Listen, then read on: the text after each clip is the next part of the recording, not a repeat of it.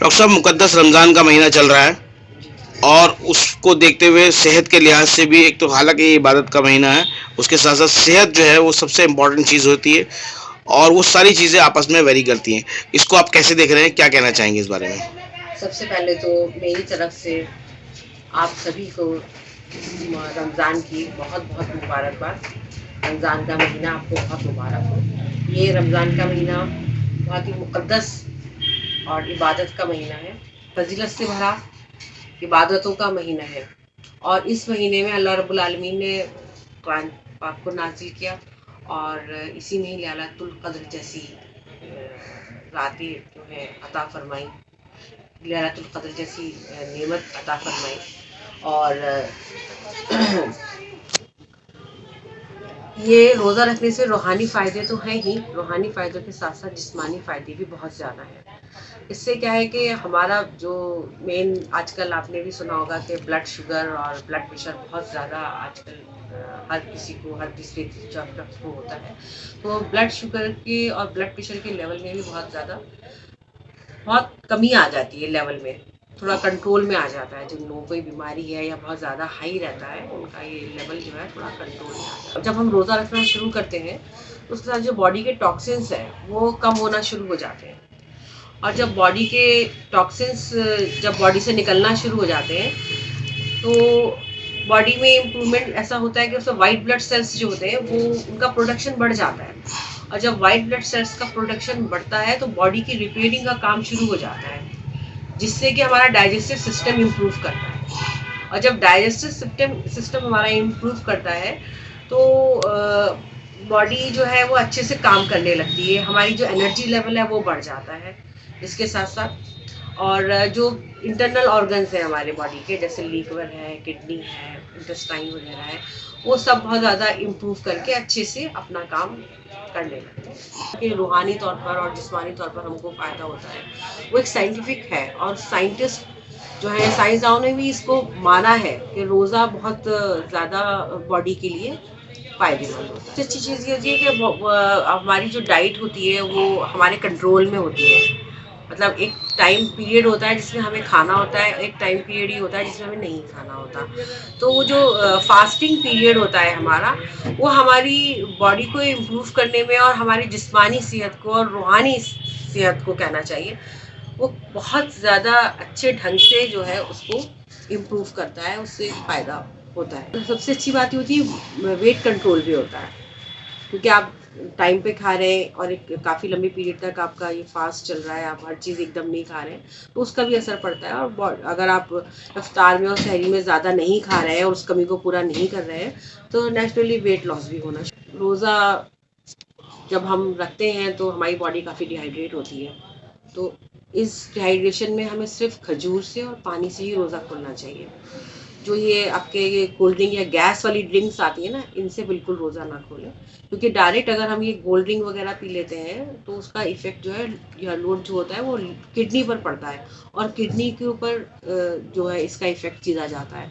तो उससे बचने के लिए खाली पेट होने की वजह से और डिहाइड्रेट होने की वजह से सीधा पहले खजूर और खजूर के बाद पानी से हमें रोज़ा खोलना चाहिए। उसके बाद फिर हमें फ्रूट्स वगैरह ले लें या फ्रूट जूस ले लें, या फिर और भी कुछ जो भी आप चना वगैरह खाना चाहते हैं या सब्जियां लेना चाहते हैं या लाइट ग्रिल कबाब वगैरह लेना चाहते हैं, एक्स जो आपको अच्छा लगता है, जो आपके लिए लाइट और पसंद है, आपको अफ्तार में ले सकते हैं। डॉक्टर साहब, इफ्तार की बात आपने करी है, क्योंकि इफ्तार की बात आपने छेड़ दी है, लेकिन इफ्तार के अंदर क्या होता है कि एक तो फ्रूट्स वाला है, उस पर आदमी को कंसंट्रेट करना है, लेकिन आजकल जो ट्रेंड चल रहा है वो आजकल ऑयली चीज़ों का ज़्यादा चल रहा है, वो तली हुई चीज़ें ज़्यादा है, तो उसको कैसे कंट्रोल करना है? क्या आपको नहीं लगता कि उसको जो है लिमिट में लेना चाहिए?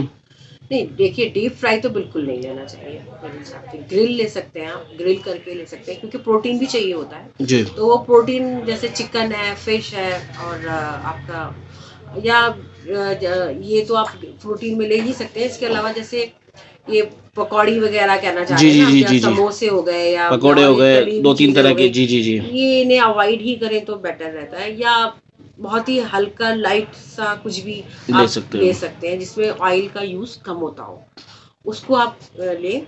तो ये जो ट्रेंड चला हुआ है ना बहुत ज़्यादा डीप फ्राई खाने का, समोसा है, ब्रेड पकौड़ा है, पकौड़ियाँ रमज़ान में बहुत ज़्यादा जी। फेमस होती हैं और बहुत ज़्यादा खाई जाती हैं। तो ये जो होती है उनसे डाइजेस्टिव बचें। सिस्टम को भी नुकसानदेह होती हैं, बॉडी के लिए भी नुकसानदेह होती हैं, और इससे भी अच्छी जो सेहत की अलामात हैं वो नज़र नहीं आती हैं। तो मेरे हिसाब से तो ये डीप फ्राई जो है उसको अवॉइड करना चाहिए। मतलब फ्रूट्स पे फोकस करना चाहिए, फ्रूट पे फ्रूट्स और लें, फ्रूट सादा जूस पानी, पर फोकस खजूर, करें, इससे रोका रोजा सब्जियां लें, खोलें। सलाद लें, जूस वगैरह ले लें, सब्जियां ले लें, जैसे आजकल का मौसम जो है उसके हिसाब से आप संतरा है, तरबूज है, खरबूजा है, पपीता है, अंगूर है, इन चीज़ों का इस्तेमाल ज़्यादा करें। डॉक्टर साहब आगे बढ़ते हैं, फिर अब आती है बात शहरी की। शहरी में आदमी कोशिश करता है कि वो मतलब लेना तो चाहिए लाइट यूज है, लेकिन वो कोशिश करता है कि ज़्यादा चीज़ें ले, और मतलब उसमें चावल भी है, बिरयानी भी है, जो उसके हाथ लग रहा है वो उसमें खा रहा है। तो आपको नहीं लगता कि इसको भी एक लिमिट में ही शहरी को आदमी करनी चाहिए? नहीं, शहरी को एक लिमिट में ही करना चाहिए। शहरी का मकसद जो है, जब हम इतना सब कुछ उल्टा सीधा खा लेते हैं तो ख़त्म हो जाता है। खत्म हो जाता है। शहरी में आप सिर्फ दूध ले सकते हैं, ब्रेड ले सकते हैं, और अगर आप रात में रोटी नहीं खा रहे हैं या कम खा रहे हैं तो एक एक रोटी या सब्जी के साथ आप खा सकते हैं। ये धीरे धीरे बॉडी को एनर्जी भी प्रोवाइड करती है और नुकसान भी नहीं होता। मगर अब इतने हैवी खाने, जैसे नहारी हो गई, जी। बिरयानी हो गई, कौरमा है, या तो तंदूरी रोटी हो गई, इस तरह की चीज़ें जब हम खाते हैं तो वो हैवी हो जाती हैं, और हैवी होने का फिर वो एसिडिटी बनने लगती है। एसिडिटी बनने की वजह से आपका डाइजेस्टिव सिस्टम खराब होता है। जब डाइजेस्टिव सिस्टम खराब होता है तो कभी सर दर्द हो रहा है, कभी ब्लड प्रेशर हाई हो रहा है, कभी ब्लड शुगर बढ़ रही है। तो ये सब चीज़ें जो है कहाँ से कंट्रोल होंगी? ये कंट्रोल हो ही नहीं सकती हैं। तो इनको कंट्रोल करने के लिए आपको खाने पीने में भी हल्का, शहरी में भी हल्का ही रखना होगा। डॉक्टर साहब चूंकि वुमेंस डे आ रहा है, तो ऐसे में वुमेंस की बात करना बेहद ज़रूरी है। वुमेंस की बात अगर हम करी जाए तो ये, क्योंकि महीना जो है ये इबादत का महीना है, लेकिन जो महिलाओं के साथ है वो डबल उनको ट्रेजिडी उनके साथ ही होती है कि उनको फैमिली को भी साथ लेके चलना है, जी, बच्चों को भी लेके चलना है, एग्जाम्स भी होते हैं, वो सारी चीज़ें वो लेके चलनी है। उनको किस तरह का आपकी तरफ से जो है सलाह रहेगी? देखिए, औरतों का रोल अपने घर में, जो हाउस वाइफ है या जो वर्किंग है, उनका एक बहुत बड़ा रोल रहता है। जी। और उसमें उनको सब कुछ देखना होता है। उनको अपना घर भी देखना है, घर के काम भी देखने हैं, बच्चों को भी देखना है, और अगर हस्बैंड है या घर में कोई बूढ़े उनके वालिदैन या हैं तो उनको भी उनके हिसाब से देखना है, और अपनी भी इबादत करनी है साथ में, अपना भी रोज़ा है उनका, अपनी भी नमाज है। तो इन सब चीज़ों को लेकर वो किस तरह से एडजस्ट करती हैं, और उसके साथ फिर वो अपना भी ख्याल नहीं रख पाती हैं इसके पीछे।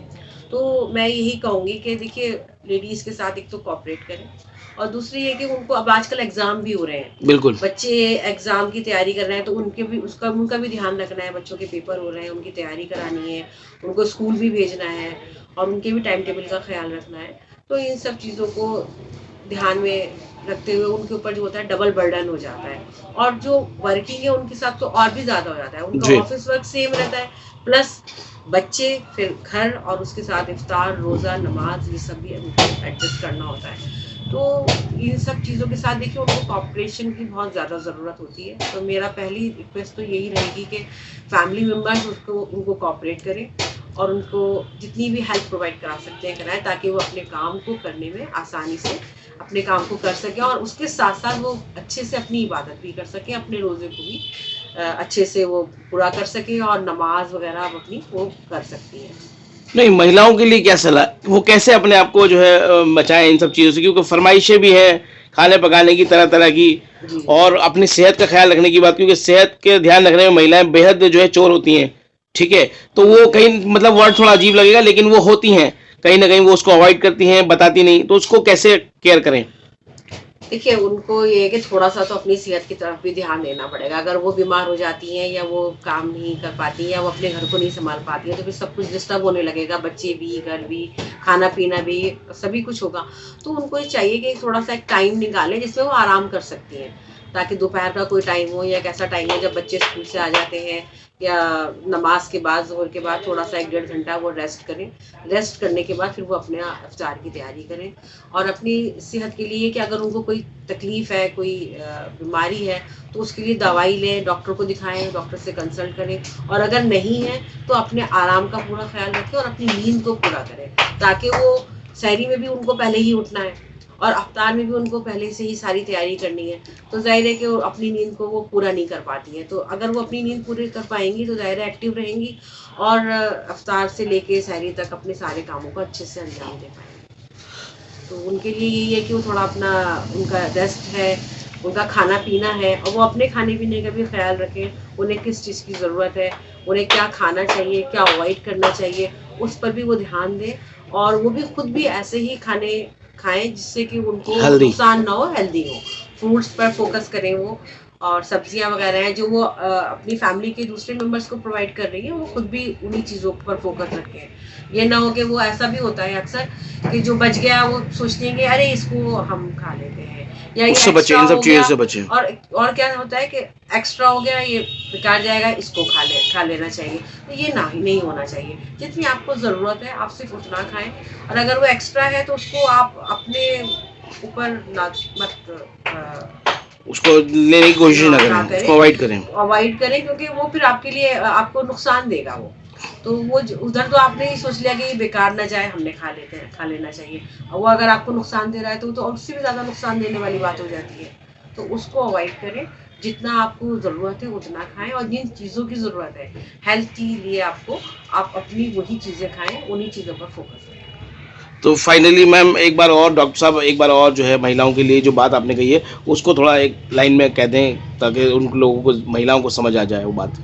महिलाओं के लिए यही है, ख़वातीन के लिए से मेरी गुजारिश है कि वो अपनी सेहत का भी ध्यान रखें अपनी फैमिली के साथ साथ, और अपनी नींद को मुकम्मल करने की पूरी कोशिश करें। इससे वो दिमागी तौर पर भी और जिस्मानी तौर पर भी फिट रहेंगी, और अपनी फैमिली के लिए बेस्ट टू बेस्ट वर्क करके अपने सभी फैमिली के मेम्बरान को खुश रख सकती हैं अपने साथ साथ।